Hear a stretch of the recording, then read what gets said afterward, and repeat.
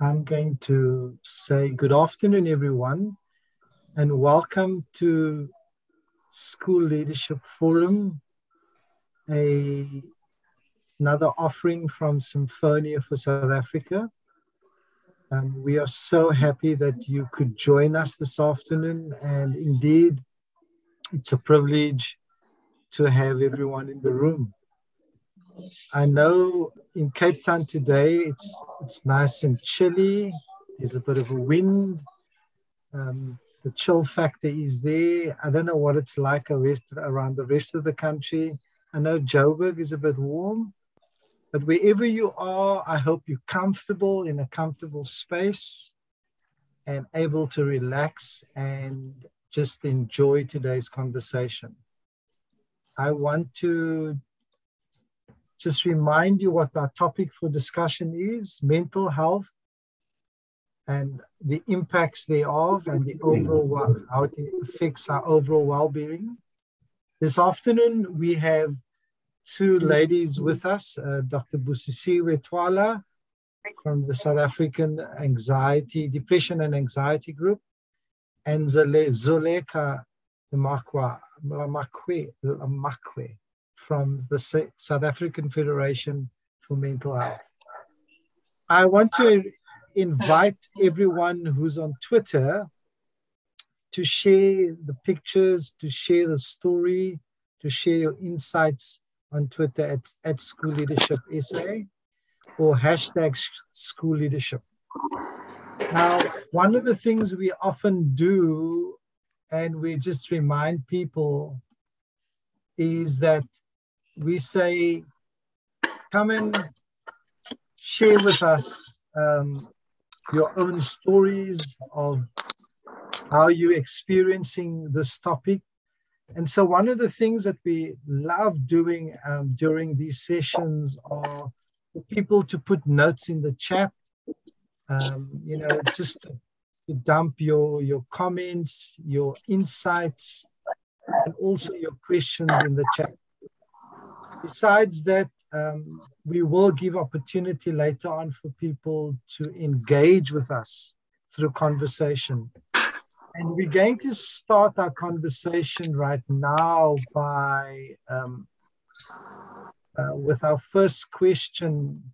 And our first question for the day is, why did you turn up?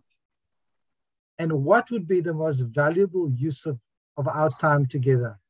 So I'm going to divide us up into breakout rooms. And in the breakout rooms, we're going to get the opportunity just to engage with each other. The question this afternoon is, why was it important for you to join today's conversation?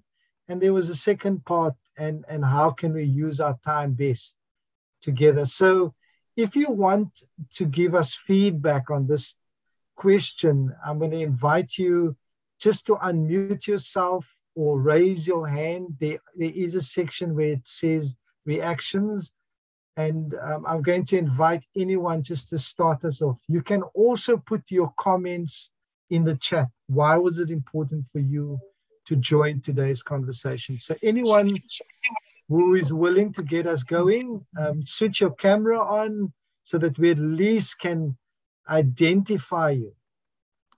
Okay, can we get any comments quickly? And I'll try and look across this myriad of names and pictures. All right, so I see some comments already coming through.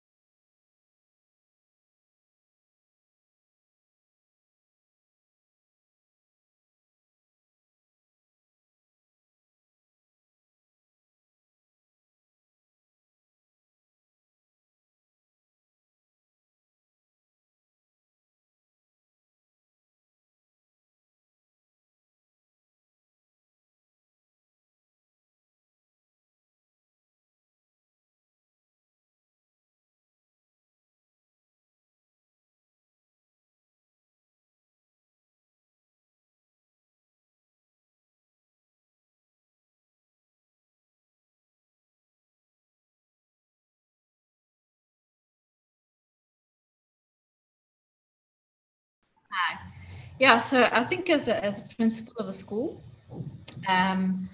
you know, it's really important. Mental well-being, I think, is really important for just generally, but I think it's what's been highlighted most by the pandemic, and you know, just how to, as a principal, better support you know, the staff and the learners, but the general school community, including the families, the parents as well.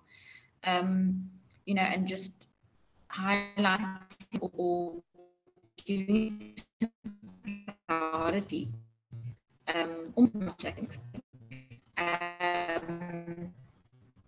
But I think having said that, I mean, that's what I shared in my breakout room, but I think, you know, after sitting with long, it's also be conscious of my own mental well-being, so that I'm able to. There we go.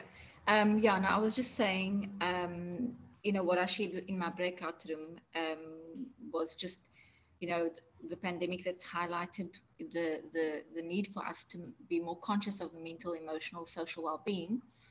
And then, you know, since being in the breakout room and just reflecting on it a bit more, is how important it is for me to take care of my own mental well-being as a school leader, so that I can make sure it's in place. And also, you know, are there things that I'm missing? Are there things that we need to be doing better as a school?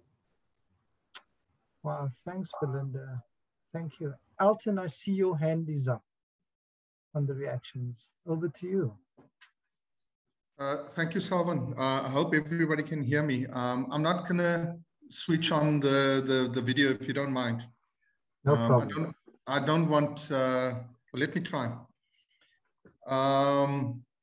Yeah, so for me, it was important to join in today because of what we are experiencing. I think people don't always understand what COVID has done, our new reality has done to the mental wellness, not only of the children, but also of the staff. And I've had a situation where one of our children at my school was struggling a bit, and I had a bit of a chat with the parent, and the parent asked me and told me, listen, sir, I don't have a clue how to approach this. Can you please talk to my daughter? So that's the importance of the role that I'm fortunately still at school, and I love being at school, that we play, that we can stand in for parents who are struggling and who don't know how to cope with this new normal.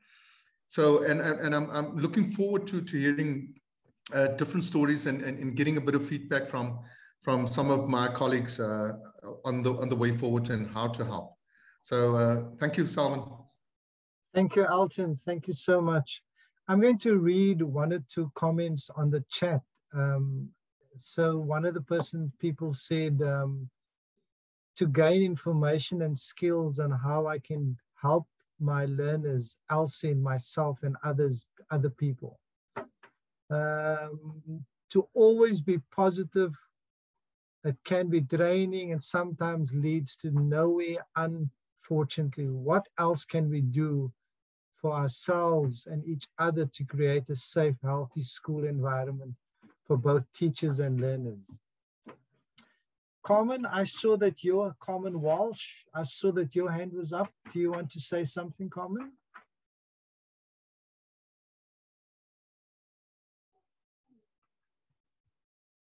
Right, Carmen doesn't want to say anything. Oh yes, I'm here. Sorry. Go for it. Go for it. I'm all good. I just I actually put my hand up by accident, but it's fine. I'm on here now, so I was just thinking if we could discuss amongst us sort of getting the balance between work and home life. Because it can get exhausting not switching off, you know. Wow. Seem to be on duty almost you know, well, I wouldn't say 24 hours a day, but, you know, it doesn't stop. It's not a 9-to-5 job. So where do we learn to sort of switch off and say, no, you know, enough is enough. This is my family time, you know? Sure. Good question. Good comment. Yeah. Let's hope we get some insights. So before we go any further, I'm going to ask you you'll see a poll. This is always helpful for us to know who's in the room. So we have 2 questions, and I'm going to ask you just to tick one of the questions, question 1 or 2, which relates to you. And the first question is, who is in the room? And please indicate which province you are from. I'm launching the poll, and if you don't mind just helping us with this information. So if you can just click on it and tell us where you're from. This is always interesting to see.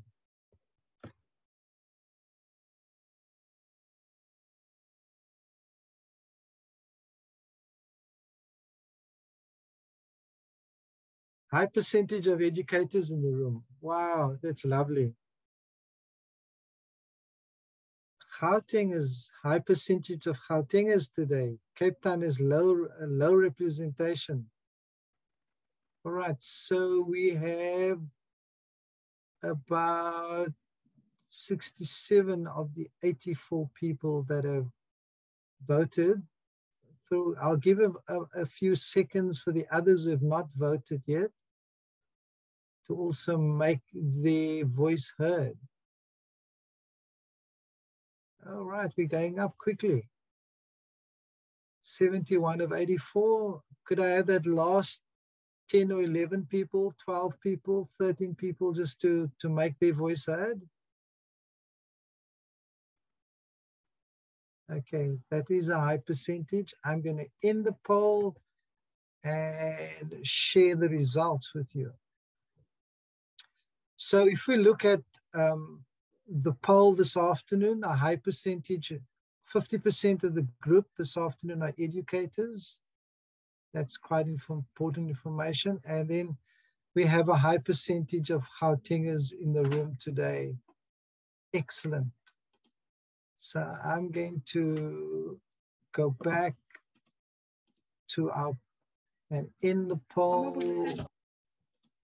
and do the following. All right, so thank you to everyone who participated, and thank you for those that have given us feedback around why it's important for them to be in the room today.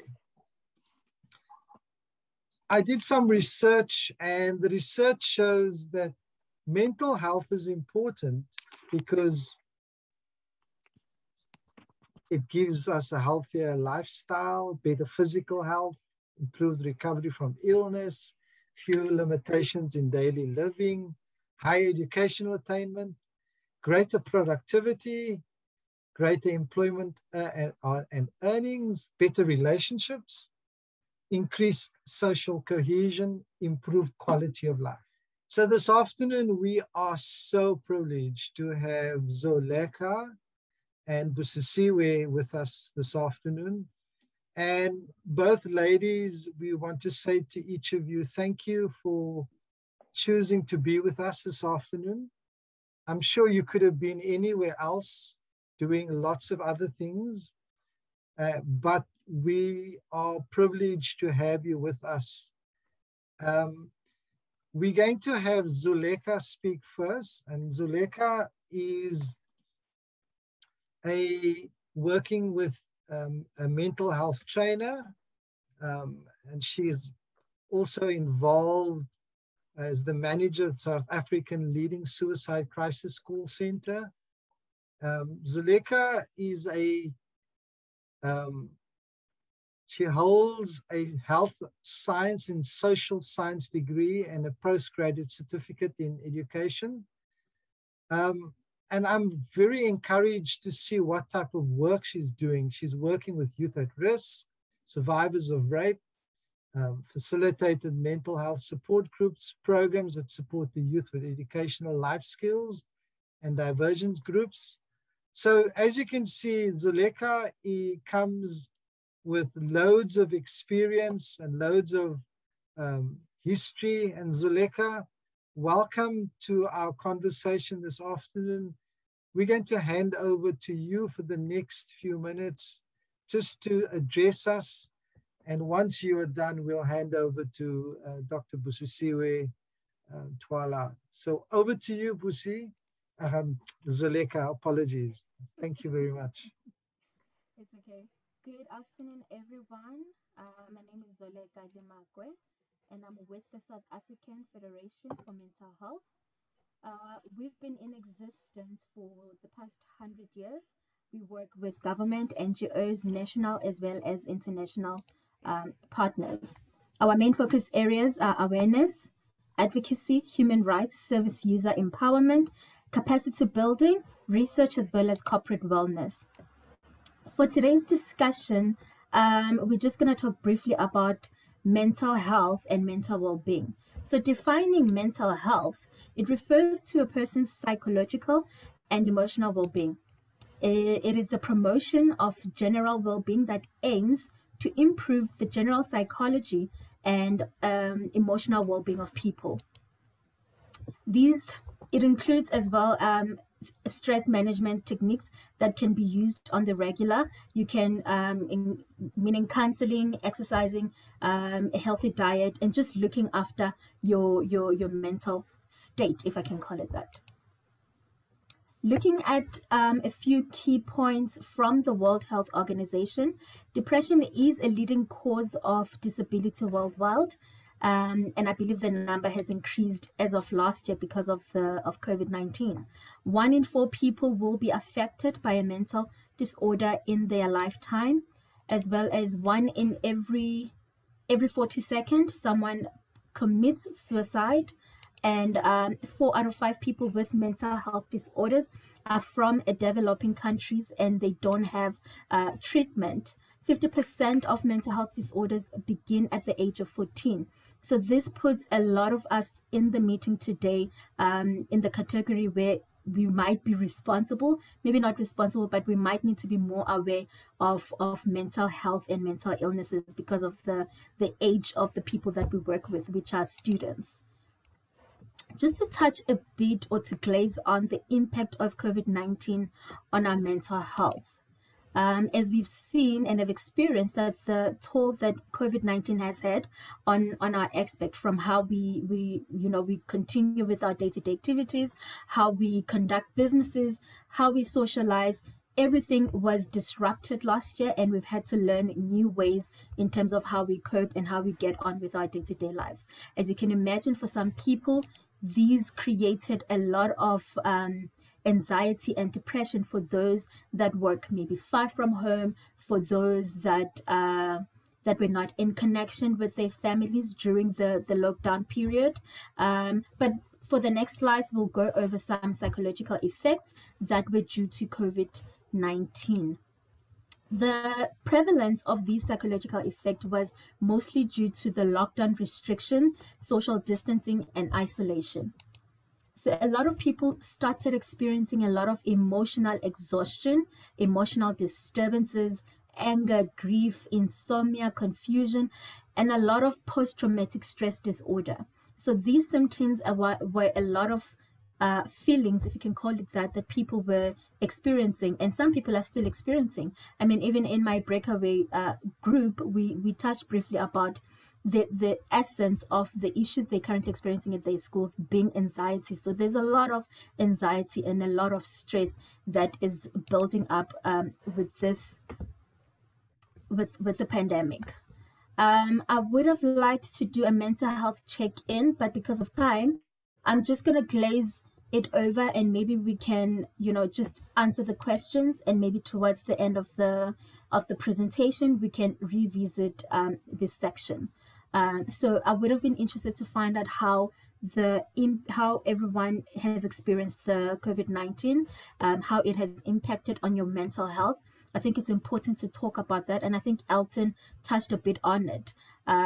In terms of as a teacher, you're finding that you have to consider being a quote unquote a counselor for the students as well, because parents are coming up and they're being vocal in terms of saying that they're not able to cope. They don't know how to assist their children. So you have to step in as an educator. You know, what was the most challenging thing about the pandemic? And what are some of the changes that you implemented that helped you through the pandemic? You see, a lot of times we have this notion as human beings that everything, you know, that in order for us to cope with what we're experiencing, we need someone else to help us, to write a script, or, you know, and things like that. But sometimes the changes are with us. We just have to think and just be conscious in terms of what have I changed? Because if this wasn't working for me during the pandemic, something must have happened, something must have helped you in order for you to be here today. So what are those things? Maybe we can just think and ponder about those 3 points, and we can revisit the slide towards the end of the discussion. Just want to get rid of that. Okay, so mental health within the workplace always remains and is very often the big pink elephant. Everyone knows it exists, is there, but no one wants to talk about it. But what I would like to direct the conversation differently today, this afternoon, and say because of COVID, mental health issues are now, you know, brought back into the public. Everyone wants to talk about it, and that's good. So I'm really hopeful in terms of the discussions we will have, and you know, just going forward in terms of what changes can be made in our workplaces to help us cope and feel supported with our mental health. It is good to have, you know, mental health, and is absolutely vital. In the next few slides, we will touch briefly on what mental health disorders you might experience in your workplace, or people might experience in your workplace: stress, depression, anxiety disorder, bipolar, schizophrenia, post-traumatic stress disorder, substance abuse, as well as burnout. But for the sake of today's conversation, I'm going to touch a bit of stress and a bit of burnout, and then I'll close up the conversation with mental well-being. Stress is easily defined as a person's adaptive response to a stimulus that places excessive psychological or physical demand on that person. So every time you feel like you want to bust, that is stress. It requires you to stretch out of your comfort zone a bit. Okay, when stress can be good, stress can be bad. So good stress is the kind of stress that is highlighted on the slide, which is more about getting you motivated out of your comfort zone. You know, having the stress, you know, during exam periods when you're studying, that is a good kind of stress that is pushing you to reach your goals, preparing for a wedding, preparing for graduation. You know, that is the kind of good stress that encourages you to reach your goals and to achieve them. The negative part of stress that we talk about, which is the bad stress, that's the kind of stress that makes you feel overwhelmed. It makes you feel depleted. You can't focus. You get anxious. You get stomach ache. You can't breathe. And that is the negative type of stress. It's just overwhelming. All right. So some effects of stress that I want to quickly discuss is what stress does to your system. It shuts down your immune system. It upsets your digestive and reproductive system. So hence why you will feel some stomach cramps, feel like you have a tummy ache or a tummy bug. It raises your blood pressure. Stress increases your risk of a heart attack or stroke. It speeds up the aging process. But most importantly, unattended stress leaves you vulnerable to many mental and physical health problems. All right. The next slide, we're going to go through a few categories of symptoms on how stress manifests itself in our bodies. Physically, stress manifests itself in tension headaches, fatigue, dizziness, nausea, chest pain, when you're feeling feverish, like you're about to have flu. Emotionally, stress is seen as nervousness. Okay. Stress is seen as nervousness, anxiety, mood changes, the inability to relax or to focus, and just feeling, overwhelmed. Cognitively, this is where a lot of us, get stuck in the beginning of feeling stressed, or in the stress cycle, is memory problems, the inability to concentrate or to focus, poor judgment, seeing only the negative situation, and racing thoughts and constant worry. You're looking for your phone, meanwhile you have your phone in your hand. You're turning your house upside down. You drive out your house, and then midway on your way to work, you think, did I switch off the stove? Did I switch off the lights? You are stressed. All right. So that's another way your body is letting you know that you are stressed. And then behaviorally, this is when people outside you, the outside world sees, is when your eating patterns have changed, your sleeping patterns have changed. You're now using or misusing substances to help you cope with that period. You start isolating yourself from others, neglecting responsibility, excessive procrastination. Now I'll do it tomorrow, I'll do it next week, I'll do it this, and then eventually you have to submit that, you have to meet the deadline, and you can't anymore because you've just been procrastinating. And nervous habits, such as fidgeting and pacing or nail biting. You cannot touch a bit of stress and not address burnout, especially for the teachers. And I understand the environment that you work in with COVID has really made the working hours, or the demand, the opportunity for you to do your work has shrinked a lot. So now a lot is demanded in a very short space period of time. So burnout is a syndrome that is conceptualized particularly for a chronic workplace that has not been successfully managed. So you've realized that you're not sleeping properly, you've realized that you're not eating properly, you're not focused well at school, you're passing the buck, you're missing out on certain classes, but you're just not. So meaning, how do you know you're going through burnout? You try everything to avoid going to work. So burnout is a concept that is particularly for the workspace. So it's not stress at home or stress anywhere else, but it's stress that is related to your work. You try to avoid your work. To establish burnout, it is characterized by 3 dimensions. The first one is feelings of energy depletion and exhaustion. So you're just constantly tired. Your body is out of it. You can't focus. You can't concentrate. The second one is increased mental distance. As I was saying, you distance yourself from your work. You develop a negative attitude towards your job. You screaming at people. You have a bad attitude. You arriving late. You want to miss work. You're starting to miss a lot of days at work. And the last one is reduced professional efficacy. So you're making small typos, small mistakes. You want to type a 9, you type a 6. You want to type a 7, you type a 5. So those are the things that should make you realize that you are burnt out and you need to take time out and recuperate and press on your reset button before you come back to work. So like I said, burnout refers particularly to an occupational context.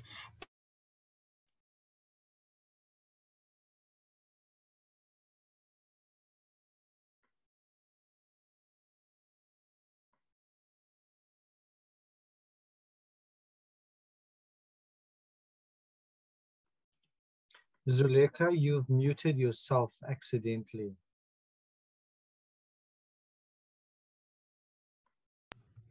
Sorry, thank you. Sorry about that. So these are the few techniques that you can follow in terms of how you can manage your stress. Exercise, taking a walk, practicing some meditation, eliminating or avoiding substance use, taking time out to decompress. And this is one of the questions that I made a note, Carmen asked, in terms of how to balance your work and life at home. It has been a challenge, as we've seen with a lot of employment being moved towards working from home. You constantly have to, so when you're working from home, you're not just a teacher, you are a wife, you are a mother. So it means you have to cater to other people's needs, or you're a father and an employee. It means you have to cater to other people's needs first before you can cater to your own job, unfortunately. So it literally is about creating predictability. And that is my favorite advice for anyone. Create predictability. Create a schedule. Plan out your day. If your day starts at 7, wake up 2 hours before to prepare yourself mentally, to prepare yourself physically for your day. Write down what you want to achieve in that day, or the tasks that you have to complete for the day. And if you're not able to complete those tasks, it's okay. You know, it just helps you to keep track of everything that is happening. So if you are working from home, you have to prepare your day way in advance before everyone else. So maybe you can wake up early, make sure that breakfast is prepared for everyone, create a schedule. You know, this is also an opportunity to get everyone involved. Create a schedule. Who prepares breakfast today? Who's going to do this? Who's going to help the 6-year-old with their homework? Who's going to help just create predictability in how you can manage your work and your home life. And you have to find a way to cut it out. If your work starts from 7 until 4, try by all means. I know how tempting it is from experience, because you're already at home. It's just like, let me just quickly respond to this email. Let me just prepare for tomorrow. And the next thing you know, it's 9 o'clock, 10 o'clock, and you've been working since 7. So that's not healthy. So we need to start creating these healthy boundaries for our work. If you find that it's difficult for you to work during that time, create another schedule, but make sure that you do create differentiations or periods, if I can call it that. I think it was, we managed our balance, or balancing the work and home life easier, because you had an opportunity to drive to home or to drive to work, and that creates the end of time. So end of time, now I'm going to home, and then at home you become whoever you need to become at home. And do you know what I mean? But then now the challenge is everything is just intertwined. So we still have to find ways to create that. Whether you can put breaks in between, maybe after 4, go for a 10-minute walk. Stretch, walk around your house, walk around your yard. But create the differentiation time periods between work and home life. You have to do it, otherwise everything is just intertwined, and it's gonna create difficulty for you. Some more points on how you can manage your stress. Be active, take control, connect with people, you know, work smarter, not harder, by creating productivity, by creating predictivity and predictive time. And the last one, which is accept things that you cannot change. If you are not able to do all of your tasks, it's okay. If you're only able to do 5, then it means tomorrow they move to the top first things that you have to do for the next day. Don't be so hard on yourself. If stress is not managed, it can lead to other, mental health illnesses, and that's something we would like to avoid in all essence. As I'm wrapping up my discussion, I know I speak very fast. I'm just being very conscious of time. On mental well-being, according to the World Health Organization, and I want you to try and remember the slide that that was shared by the chair on what mental health is. So according to the World Health Organization, mental well-being is the state in which an individual realizes his or her own abilities, can cope with normal stresses of life, work productively, and make a contribution to his or her own community. So it means stress will always be part of our life. We have to find a way to cope with our day-to-day stresses. We have to find a way to be productive in whatever we do. Okay, so when we're talking about mental health or mental well-being, we're talking about the holistic outlook of health, which is not just a illness and socially. sometimes you miss your loved ones, especially if you're working far from home. You miss your loved ones. Perhaps you can give them a call. Perhaps you can Skype a loved one. So do keep in touch and in connection with your social life as well. You do need it for your mental well-being. Well-being is completely different from happiness. Today, a chocolate can make you happy. Tomorrow, it's something else. Whereas well-being, it's the consistency of the state of your wellness, your satisfaction, and contentment. So there are some life events that put us at a low advantage of our well-being, and it happens as we saw with COVID-19, losing your jobs, losing a loved one, and things like that can put you at a low state of your mental well-being. There's also the role of substance use or misuse. You will find that a lot of time, substance use and mental illnesses have a very complicated vice versa relationship. Some substances lead to mental illnesses, and some mental illnesses are a direct result of substance misuse.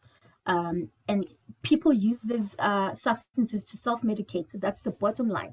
It is to self-medicate. It's not the healthiest option, but when needed, where it is clinically diagnosed, you do need to take your medication. But sometimes taking your sleeping tablet, pain medication without getting the proper prescription is a form of self-medication, and sometimes it's not really supervised, so it doesn't give you the results that are ultimately beneficial for you.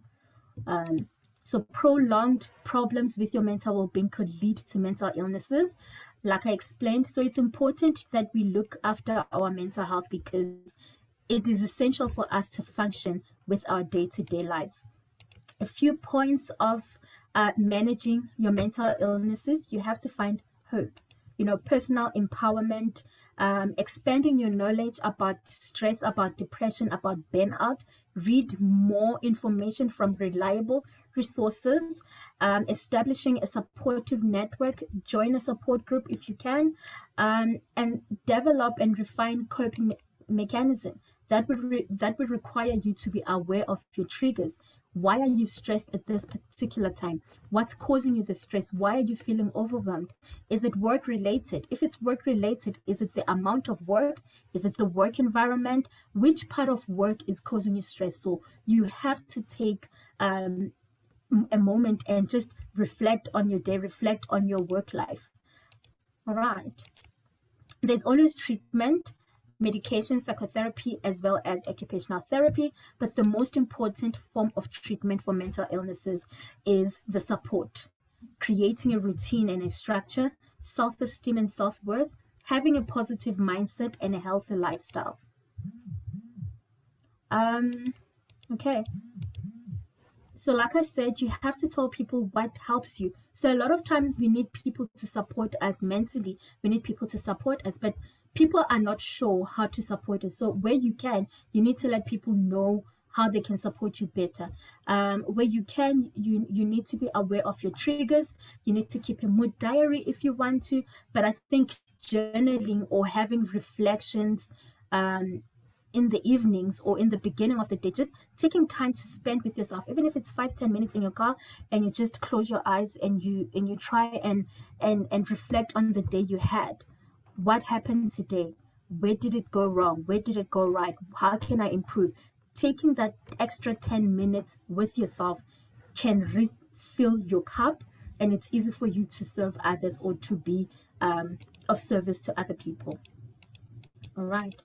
We've spoken about exercising, and then again, it's just some more practical ways I can share these with you guys, maybe in the end of the discussion, so that everyone can have some practical reminders of how you can foster or how you can maintain a good mental health. You have to foster optimism, practice gratitude, and avoid thinking negatively. Write down your favorite quote that you feel is inspiring. Write it and put it in a place where you can see it every morning. Read that to yourself. Encourage yourself. Download few comedy skits or whatever makes you happy. Try and and do more of that as you can possibly can. But if I can leave you with last words, as I've reached the end of my discussion, is you have to create the healthy boundaries in order for you to protect your mental health, in order for you to preserve a good mental well-being. So healthy boundaries, mental health, and good, healthy well-being, mental well-being. And that can only be done by you. You just have to be aware, practice mindfulness, and just be aware of your triggers and your supportive structures. That's also important. Thank you so much for the time. I will take your questions. I will go over the chat box just to see if there's any questions I can quickly go through. All right. Yes. So I'm Busisiwe Twala.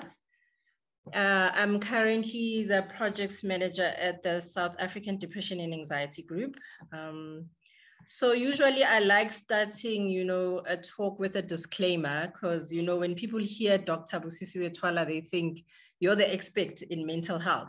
So a bit of background about myself. I'm literally a biochemist by training. So literally being in mental health it's passion more than anything. So I joined SADAG in 2017 as a volunteer, and literally I got sucked in and I haven't left since. And yeah, listening to Zoleka's talk, literally, I think she's literally covered what I'm also supposed to cover from the brief that we had. But I am literally going to cover mostly what SADAG does and how you can actually utilize, SADAG services as well.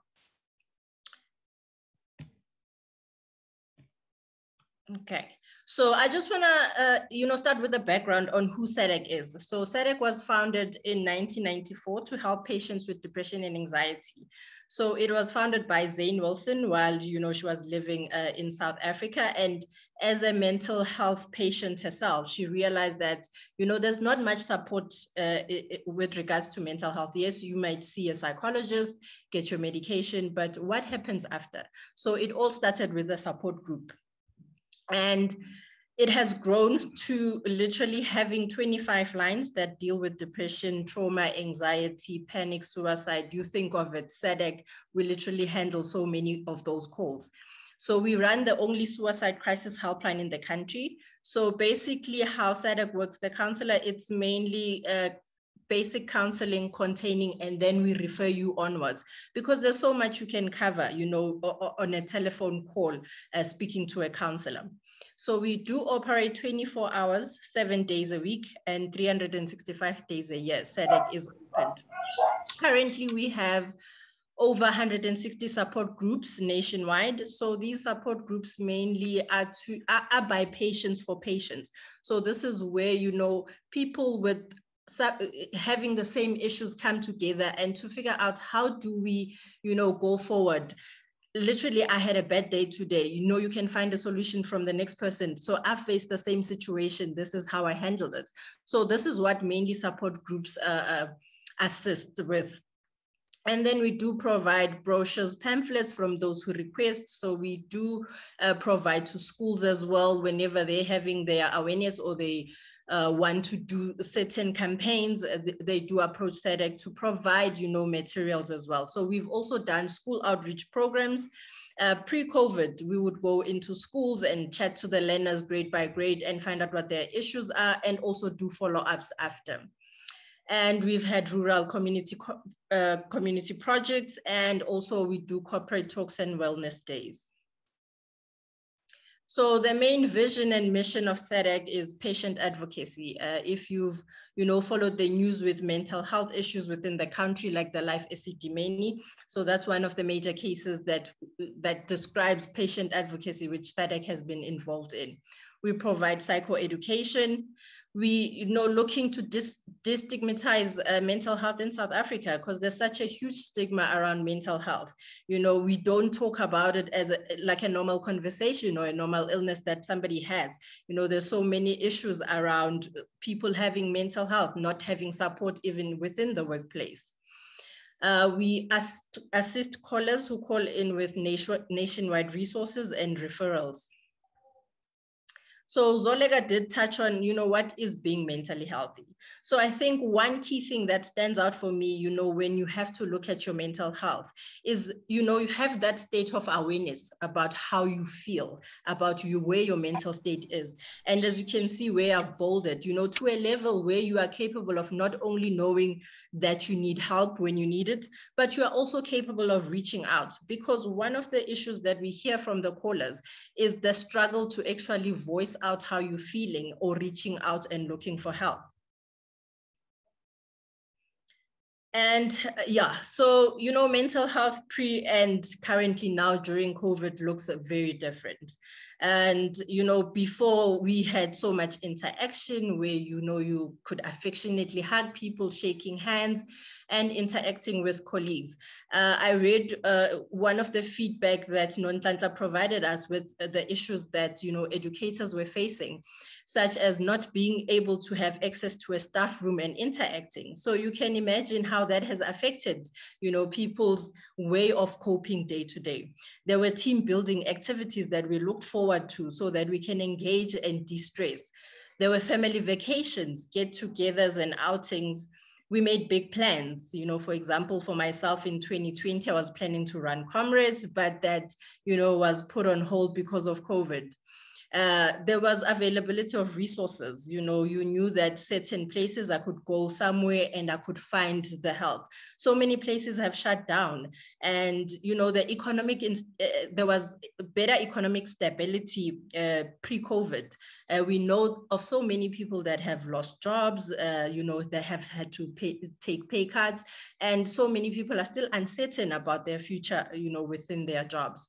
And there was less exposure to the online world. I'm sure people can agree that, the number of WhatsApp groups within the workplace has increased during now the times of COVID. I certainly am in about 30 to 35 groups currently of different projects that are happening. So now during COVID, we have had to face a lockdown and isolation. There's no usual interaction. So how do we cope? How do we look forward to doing things with fewer resources available? We are faced with unattained goals. And Zoleka mentioned, the stresses of working from home. Yes, some people were happy that, hey, there's no traffic. But for some people, it was having to hold meetings while there's a baby crying, and there's kids asking for food as well. So you can imagine how that has impacted people's mental health, the economic strain that I was talking about, and virtual meeting fatigue. We were talking about it with Salwan earlier on, that, people expect you to be available constantly for meetings because you are not traveling anymore. So you found yourself starting work at 7 until 9 p.m. because now you have to also accommodate international people for meetings. So that has brought a lot of mental strain. There's also increased use of substances to cope. And, for people, especially educators who had to go back to doing work, face-to-face as well. Now there was the sudden fear of, bringing COVID home. You are the only one probably going to work at that time. And now you have that fear of, what if I bring COVID to the people that I love? And so this has increased mental health issues, amongst people. And most people are actually, indicating depression and anxiety. As the brief that I got from Nonhlanhla, I was looking at the issues that are faced by educators. So one of the things that I took out are these, that, there's a lack of training when it comes to mental health matters. So how do you help people when you don't even know how to describe what could be going on, or even with yourself? Not knowing how to help students that are struggling with mental health. So I think these are important conversations, that the people at the top need to start talking about, and understanding that certain interventions need to be had. And, going forward, how do we empower teachers as well to be able to deal with these things? And as because we are all within, the same situation of COVID, we're struggling with our own mental health. Even before COVID, there's the stress of work, there's burnout, you find yourself compassionately fatigued, anxiety and depression that, you know, Zoleka has mentioned. And there's lack of mental health resources in school. And we know when it comes to mental health, it is a big issue that there's very limited resources, even within our, you know, state-funded places, that having to find a psychologist is a big problem. So, because now that we know these issues, what is going to be done about it? I think these are important questions that need to be thought about this from the seniors, from the people at the top in government, to say, how do we empower, you know, teachers? But we also have the reality that, you know, stressful work-related matters will always be there.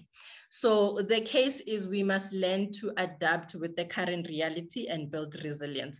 And Zoleka did touch on a number of things on what you can do for yourself in order, you know, to be able to cope with the situation. So this is one of the programs that SADAG runs. So this is in terms of how to help, you know, students in need that are suffering from mental health.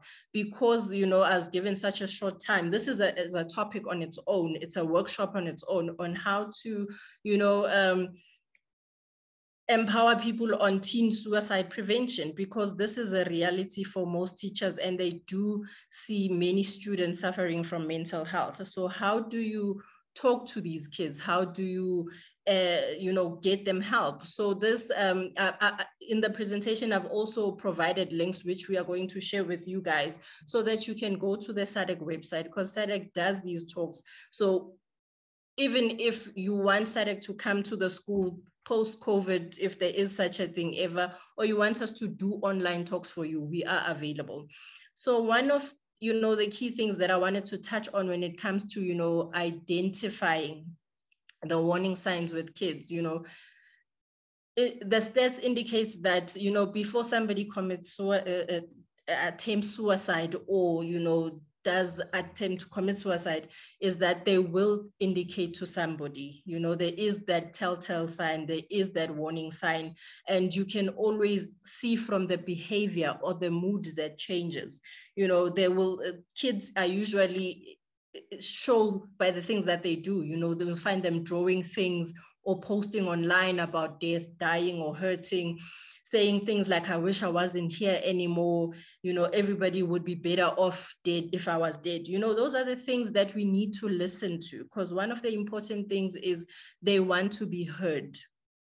And there's also the change of behavior, you know, which are the common signs to even us as adults when we're going through difficult times. You know, when you are feeling depressed, you start withdrawing. There's a drastic change in either eating or sleeping habits, or no energy. You know, people get agitated easily, you know, saying goodbye or giving away prized possessions. So those are the things we could look at.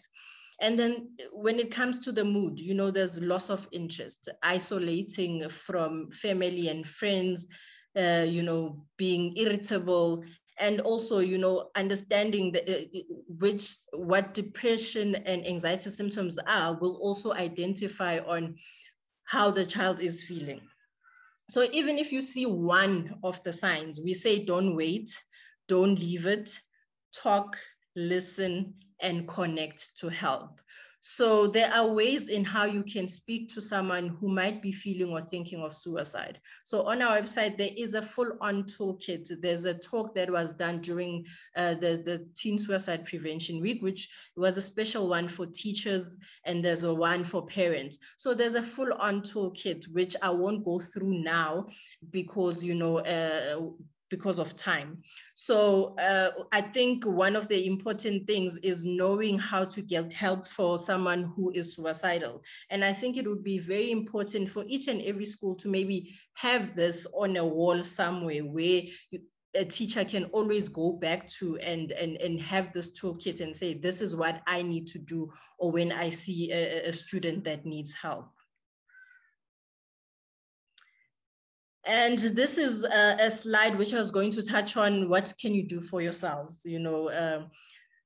So Zoleka did touch on a lot of these things. So if you are struggling yourself from mental health, it's difficult to pour from an empty cup. So usually, you know, especially if you're suffering from burnout, there's no more passion for the work that you do. How do you bring yourself back to yourself, you know? So as Zoleka mentioned, knowledge is power. You know, learn as much as you can about mental health, on all the different mental health issues.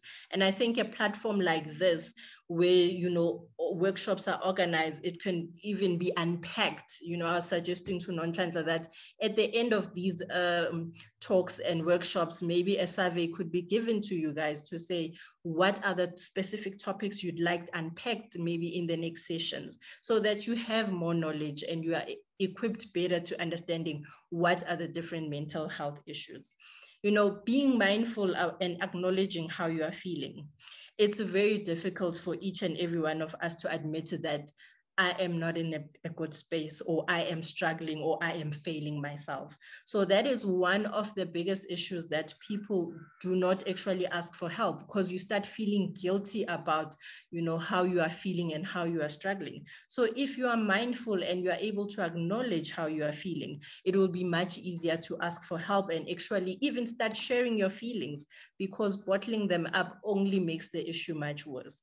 So even if you're talking to somebody who is not able to help, and, you know, just having that ear to vent, to talk, and without judgment, offering that ear, it does a whole lot more than you can imagine. Increasing positive contact, you know, doing things that you love. You know, we tend to forget when we're going through a difficult times, all the things that we love. We literally shudder away, shut ourselves down. But picking something, one thing for yourself each day to do, you know, it can help you bring yourself back. And I remember we were having a meeting last year, and literally everybody was run down.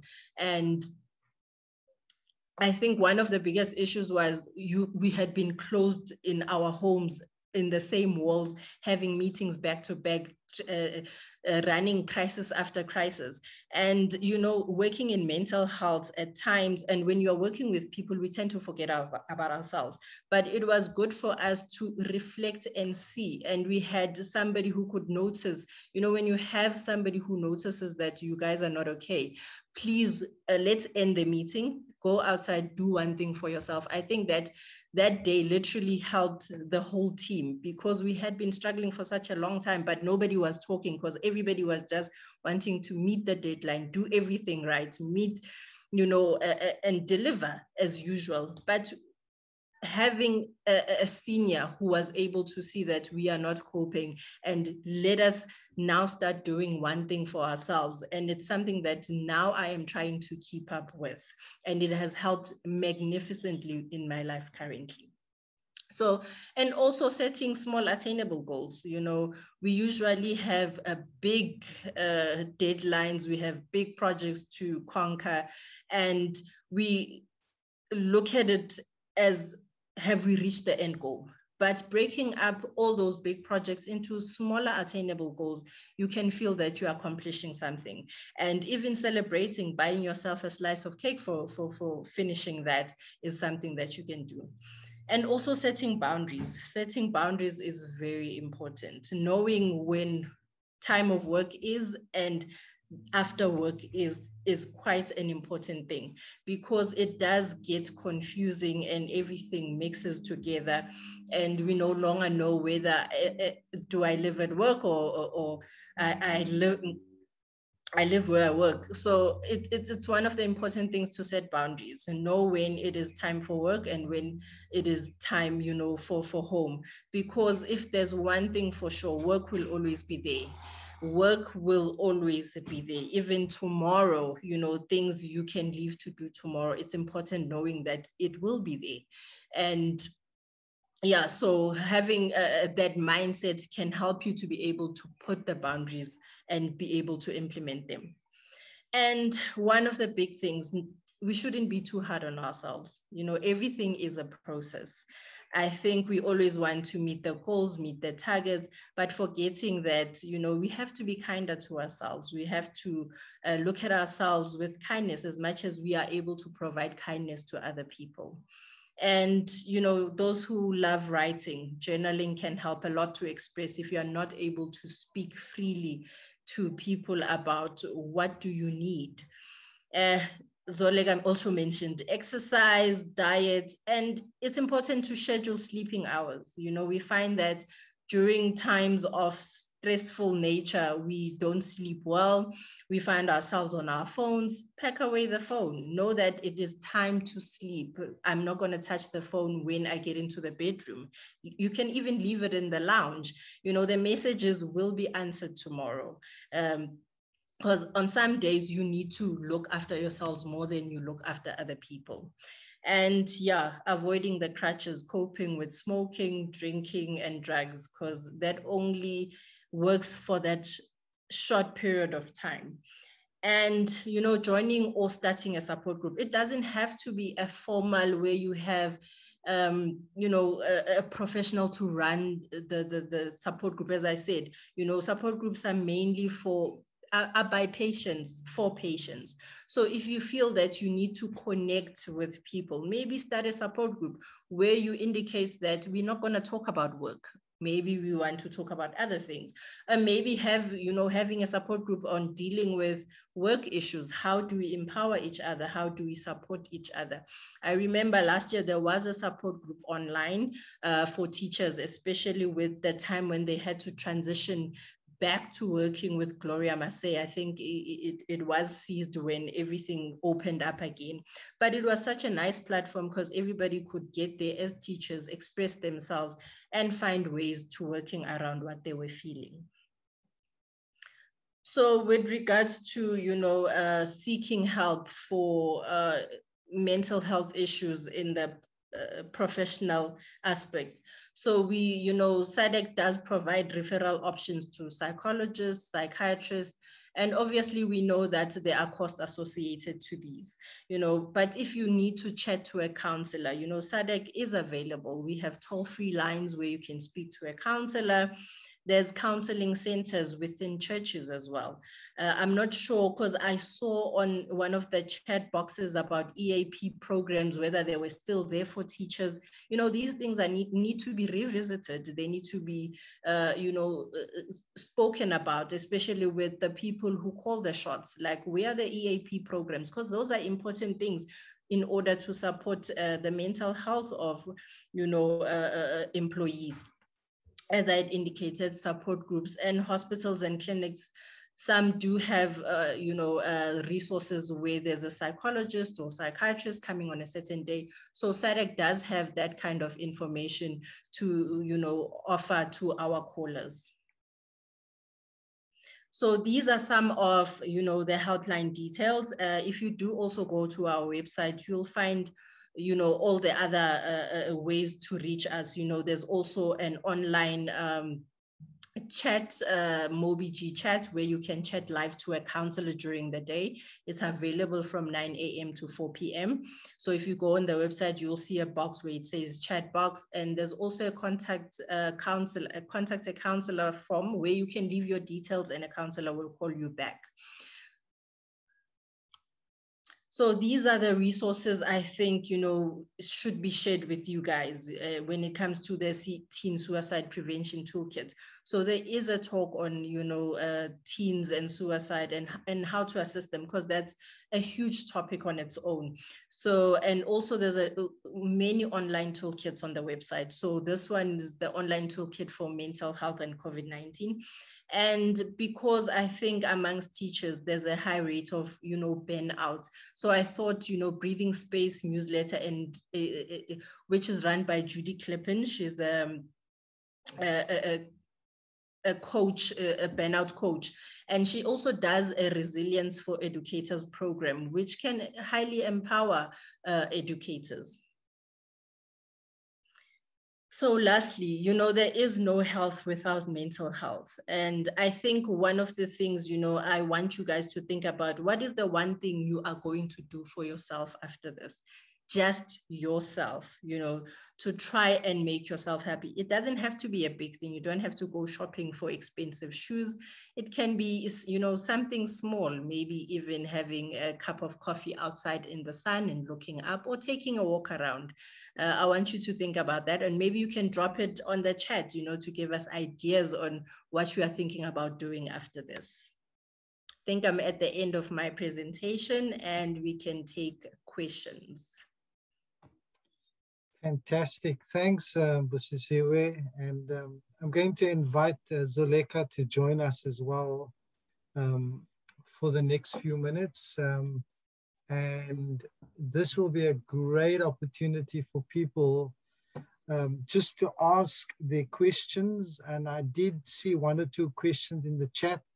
And so I'm going to invite you again, as we did earlier, to raise your hand, or just put on your video so that we can see you, so that if you have a question, or put on your camera, or just start talking so that we can give everyone an opportunity. I think what we heard this afternoon is so powerful. So let's give people an opportunity for the next few minutes. Anyone who wants to start? Thank you.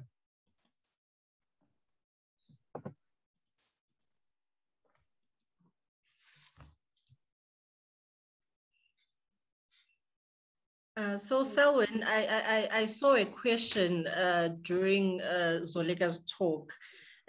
Someone had asked, how can mental health affect a team? Great. I'm posing it to Zoleka. Great, Zoleka. Not a problem. I had attempted to respond on the group, but it's okay. I can repeat again. And I think it's an important question to ask, because how can mental health affect the teamwork or the team spirit? And my response is, undisclosed or unknown mental illnesses make it very difficult to support or to know what is going on. So all people see is you acting out, you lashing out with a bad attitude, and no one knows really what is happening. Is it because that's the type of person you are, or is it because you're going through difficulties? With that said, on the same scale, because of stigma and because of the sensitiveness of the issue of disclosure, some people find it very difficult to disclose because of the incorrect labeling and the stigma. So now I'm not going to be Zoleka, the math teacher. Now I'm going to be the teacher that's depressed, the teacher that tried to commit suicide 3 months ago. Do you know what I mean? So it makes it's a really is hard to balance the two. But from what I can say is, it's difficult to support when you don't know what is happening. So you perhaps don't have to disclose everything, but you can maybe say, I'm going through difficulties, I'm going through these challenges, and maybe you can have, I'm sure we all have that particular colleague or manager that you relate better with, even if you tell one person so that they understand what is happening.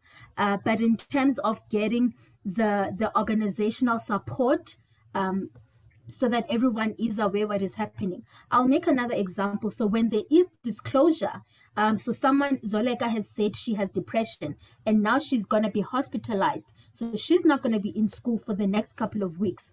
How does that affect the functioning of the rest of the school? It affects scheduling, it affects periods, it affects classes.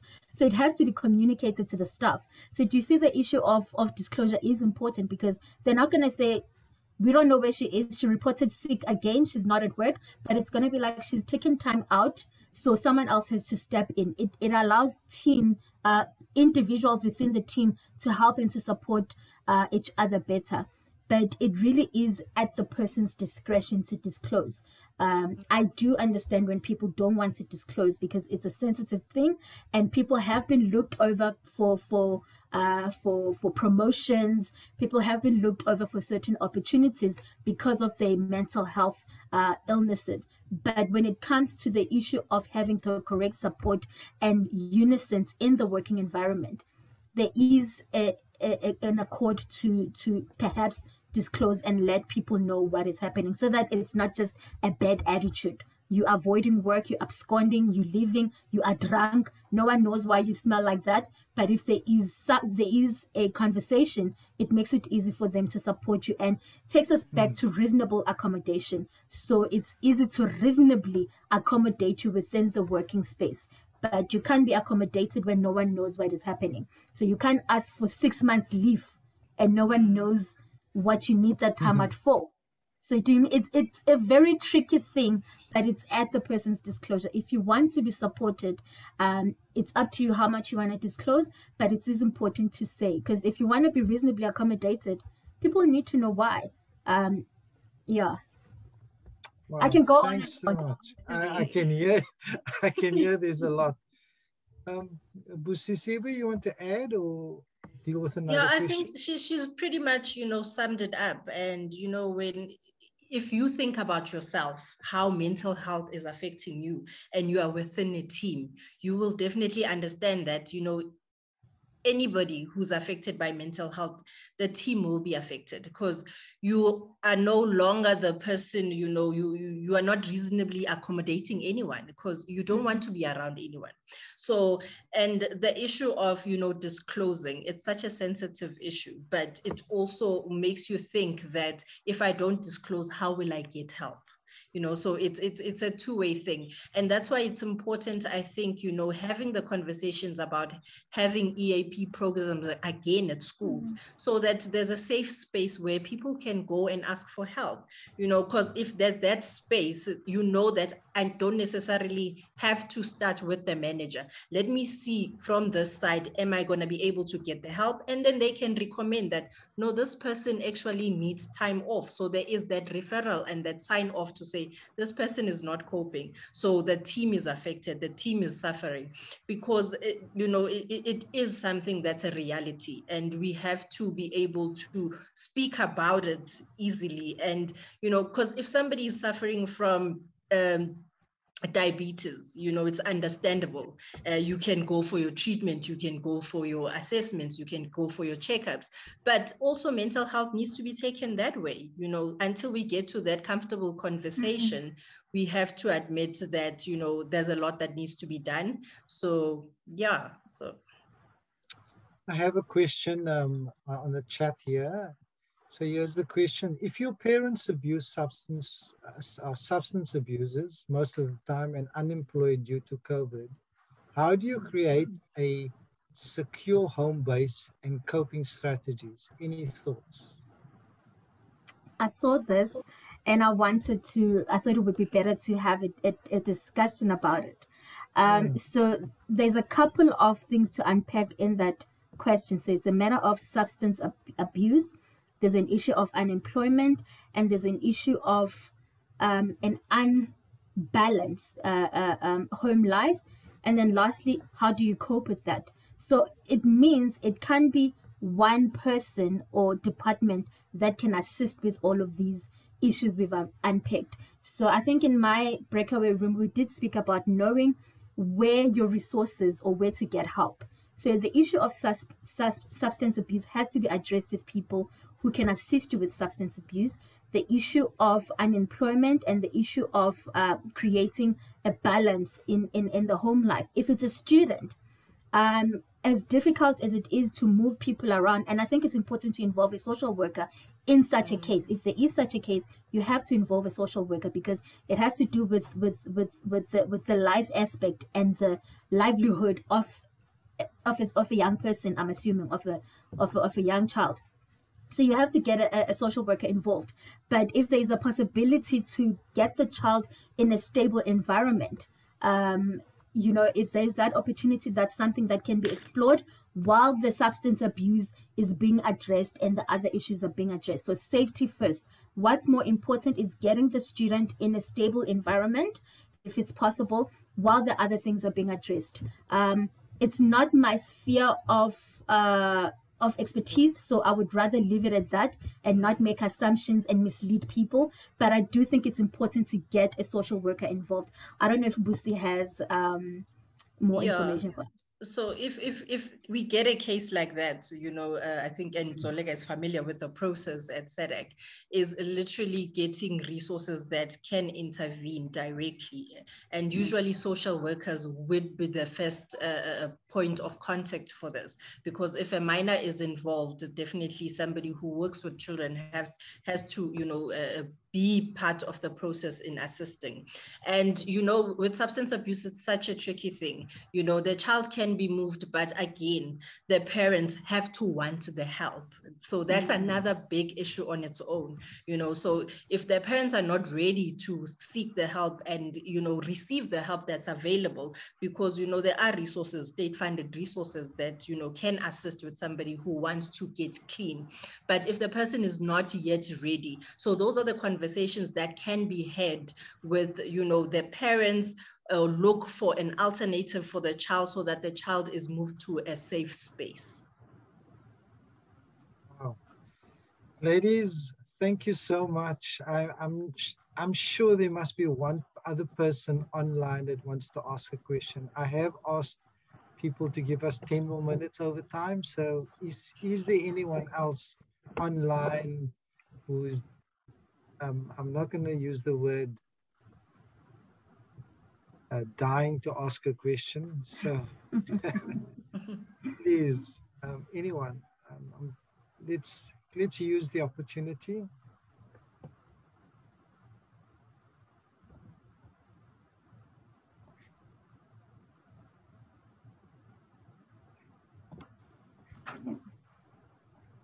So while you're thinking, just to say to everyone, this recording and the presentations, we will have it available to everyone, and we will email you the presentations, but also the full recording of today's session will be available, including the links that Busisiwe as well as Zoleka made available. We will place that online.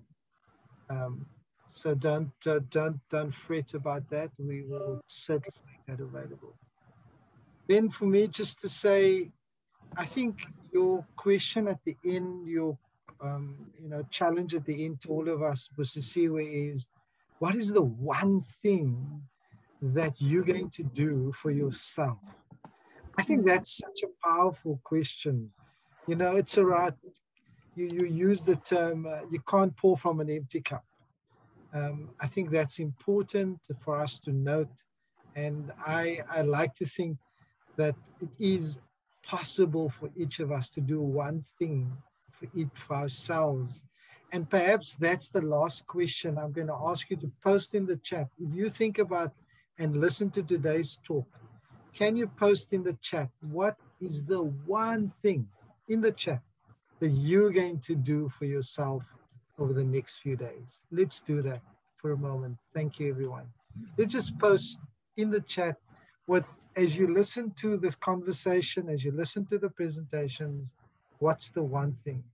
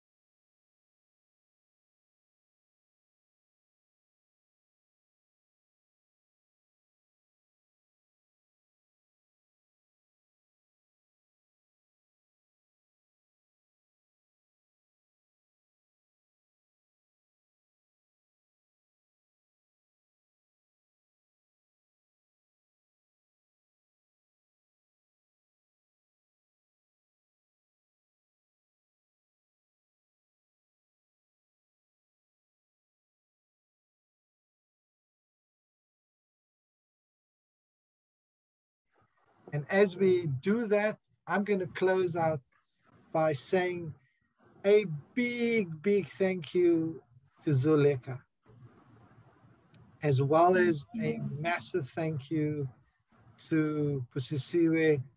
Ladies, you've really made my task so easy with your ease of presentation, but also your insights. And I think the information produced is something that I think all of us who are involved in the work we do can take and use very effectively. So I want to say to you, Zoleka, as well as Busisiwe, once again, thank you on behalf of the School Leadership Forum team. Also on behalf of the educators in the room, as you can see, people came from far and wide to listen to your presentation, and we really, really appreciate that. I just want to make one last comment is, Nonhlanhla always reminds me, we're going to place the link for this afternoon's conversation your feedback is needed. We really need your valuable feedback. So you can see we are covering topics that you want to cover. And if you want us to cover another topic inside mental health, and I could hear people talk about teen suicide, that could be a specific topic. So please, we need your feedback. So Nonhlanhla, can you please place that link in the chat? And so people can give their feedback to the session. And there is the link. Please give us your feedback so that we can cover that which is critical to this afternoon's conversation. Then I'm sharing my screen right now, and just to take you to our last slide for today. And this is going to be one of my topics that I want to squarely put on the table. So in the next 2 weeks, we'll be covering the topic on the importance of mother tongue instruction. Why is the debate still important? Post 27 years of democracy and 45 years since the 16th of June, 1976 uprising. I want to say to all of us that this challenge in our schools is not going away. We sweep it under the carpet. White papers are written, then another blue paper is written, and then, but the reality for many of our educators in the room today is that when they have to deal with the situation on the ground, not much is said, not much support is given, and educators flounder and find themselves caught in the political mayhem. So we have two ladies that will present. Africa Gola, a PhD candidate at UJ, also was a lecturer at UJ, who has a particular passion and interest, and her PhD thesis is around mother tongue instruction. And then Yandiswe Klakaza, the CEO of Nalibali. Nalibali as an organization is trying major things around working with mother tongue instruction. And Yandiswa, the CEO of Nalibali, will be presenting around what is possible, what is the potential. And I want to invite all of us to ask these questions. Why is it important? What are the challenges in the South African context? And the role that educators can play to make this dream a reality. Folks, thank you so much. We look forward to many of you joining us on the 10th of June on this conversation around mother tongue instruction. I know it's a hot potato. 1976 and the uprising would never have happened unless this issue was brought to our attention, related to South African history. So we're not shying away from it. We want to tackle it, and we want to invite you to participate. Then I'm going to end now by saying thank you to everyone who participated in today's conversation.